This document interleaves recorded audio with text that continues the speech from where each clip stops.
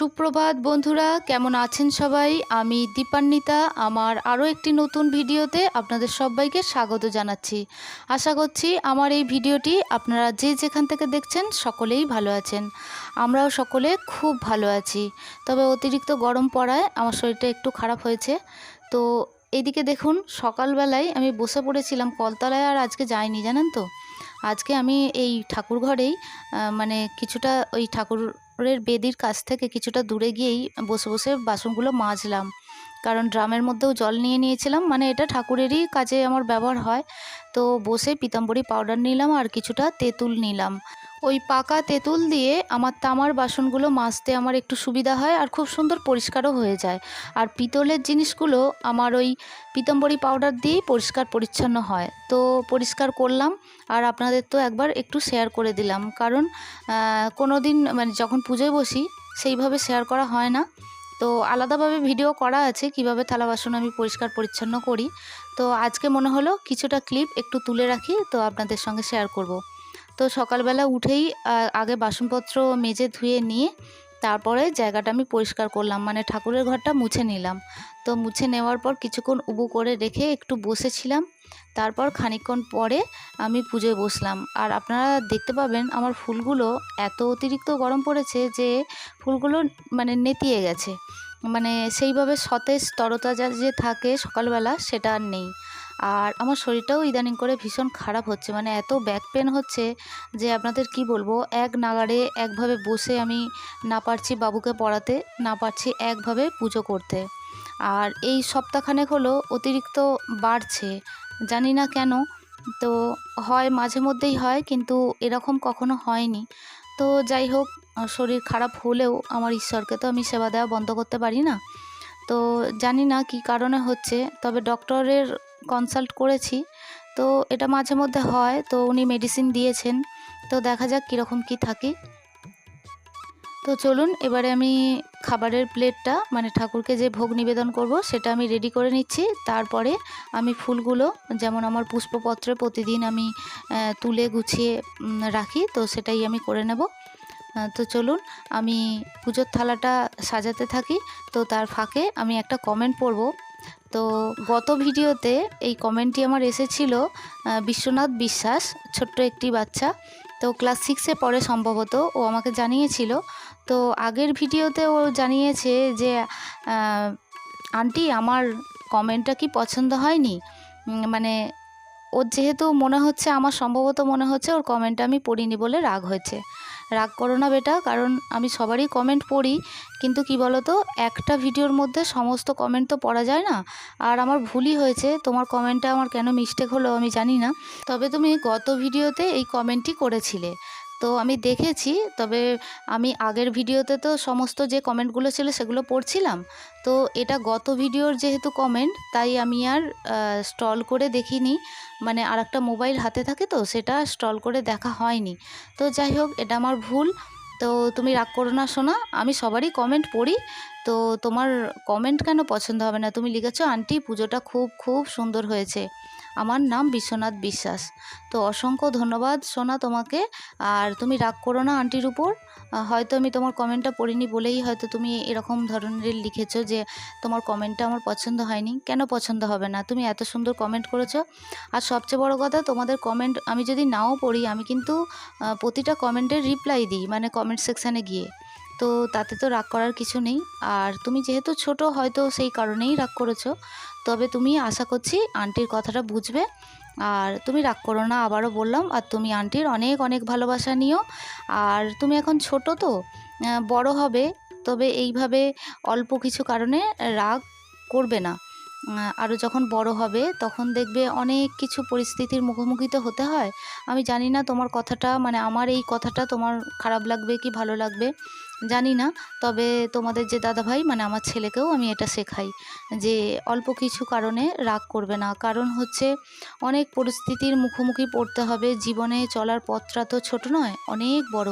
তাই আমরা সব সময় যে আমাদের মনের মতো মানুষ পাবো, বা তাদের কাছ থেকে যেটা আমরা আশা করব বা সেটা তারা করবে, সেটা কখনোই নিজের মনের মধ্যে পোষণ করা উচিত নয়। এটা আমি সবার ক্ষেত্রেই বলছি। তো তাই খুব সহজেই রেগে যাওয়া বা রাগ বহিঃপ্রকাশ করা এটা ঠিক নয়। সব সময় রাগকে সংবরণ করতে হয়, সেটা তোমাদের দাদাভাইকেও শেখাই, মানে আমার ছেলেকে আমি শেখাই যে সব সময় রাগের বহিঃপ্রকাশ করতে নেই। যখন তোমার রাগ হলো তার সম্পর্কে খারাপ কথা বলা বা বহিঃপ্রকাশ করা সেটা ঠিক নয়। হ্যাঁ, রাগটা মনের মধ্যে সেটা রেখে দিতে হয়, আর সবসময় বহিঃপ্রকাশ করতে নেই। কখনো মনে হবে, কখনো হয়তো হবে যে এই মানুষটি আমার ভালো কাজ করে দিচ্ছে বা ভালো কাজে এলো, তো সেক্ষেত্রে এটাই বলবো, এটা সবার ক্ষেত্রেই আমি বললাম। তো চলুন, অনেক তো কথা বলা হলো, এরপরে আমি পুজোয় বসবো। তো তার জন্য প্রথমেই আমি আরতির প্লেটটা তুলে দিচ্ছি এবং আমার সমস্ত ঠাকুরকে আমি ভোগ নিবেদন করছি। তবে এই মুহূর্তে যারা আমার ভিডিওটি দেখছেন প্লিজ একটা লাইক করে দেবেন, আর ভিডিওটি ভালো লাগলে অবশ্যই একটু শেয়ার করে দেবেন। আর এই ধরনের পুজোর ভিডিও যদি আপনারা পছন্দ করেন, চাইলে আমার চ্যানেলটি সাবস্ক্রাইব করে আমার পাশে থাকতে পারেন। অলরেডি যারা আমার এই চ্যানেলটি সাবস্ক্রাইব করছেন বা করে রেখেছেন তাদের জন্য জানাই অসংখ্য ধন্যবাদ এবং অনেক ভালোবাসা। আর যে বন্ধুরা আমাকে সুন্দর সুন্দর কমেন্ট করছেন তাদের জন্য জানাই অসংখ্য ধন্যবাদ।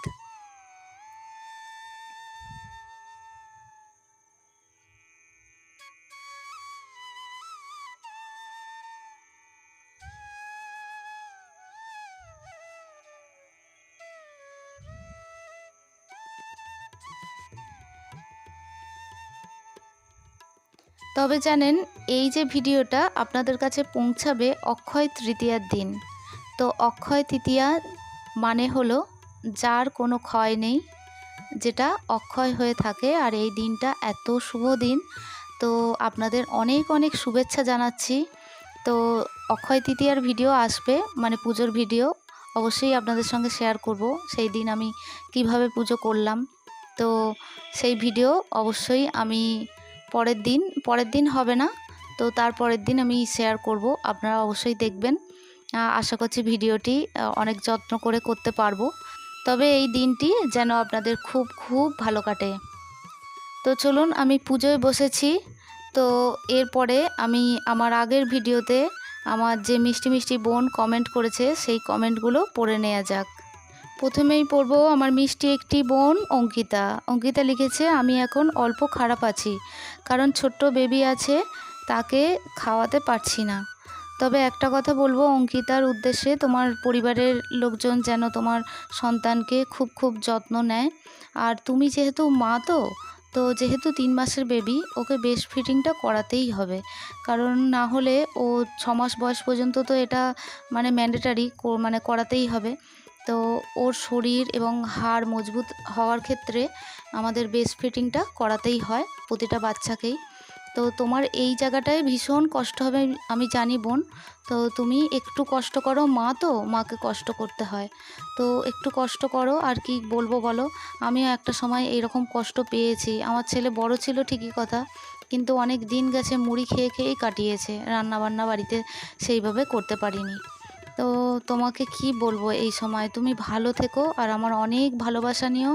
আর ঈশ্বরকে ডেকো, বসে বসে যখন ভালো না লাগবে তখন ঈশ্বরকে ডেকো, ঈশ্বর তোমার ঠিক সহায় হবেন এবং তোমার মনের জোর আরও বাড়াবেন। তুমি অনেক ভালো থেকো আর এই দিদির অনেক ভালোবাসা নিও। অনেক আদর জানাচ্ছি ভিডিওর মাধ্যমে। এরপরে আমি কমেন্ট পড়ছি না, আমার একটি মিষ্টি বোনের খোঁজ নিচ্ছি, জ্যোতি।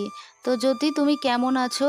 যদি আমার ভিডিওটি দেখে থাকো তো জানিও। তোমার ভাই বারবার জিজ্ঞাসা করছে, আমি তাকে উত্তর দিচ্ছি হয়তো আন্টি ব্যস্ত আছে বা শরীর খারাপ হয়েছে, এই কথা আমি বলছি না, আমি জানি না। তো তুমি যদি আমার ভিডিওটি দেখে থাকো জ্যোতি, অবশ্যই তুমি আমাকে রিপ্লাই দিও তুমি কেমন আছো।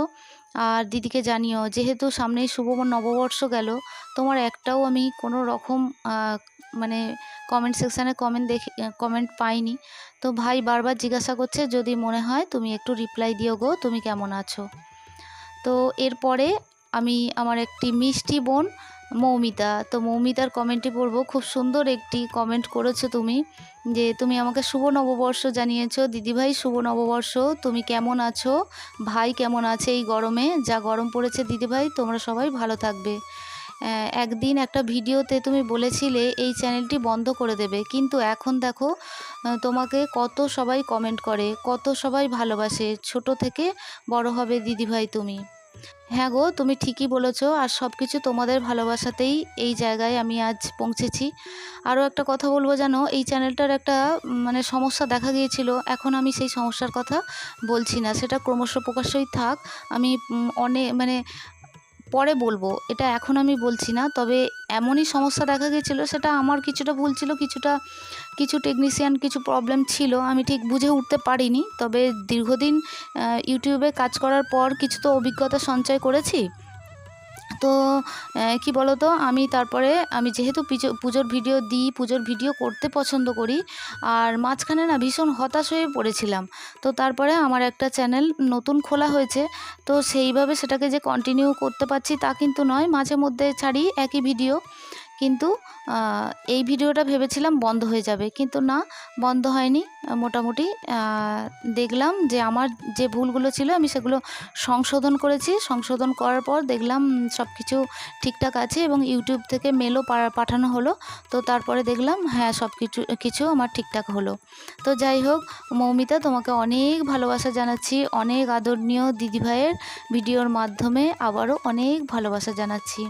এর পরের কমেন্টটি পড়বো সরিতা দি লিখেছে, আপকি আওয়াজ আচ্ছা হ্যাঁ। থ্যাংক ইউ দি, আপনাকে অসংখ্য ধন্যবাদ জানাচ্ছি। আর আপনি এই বোনের বুক ভরা ভালোবাসা নেবেন, ভিডিওর মাধ্যমে অনেক ভালোবাসা জানাচ্ছি।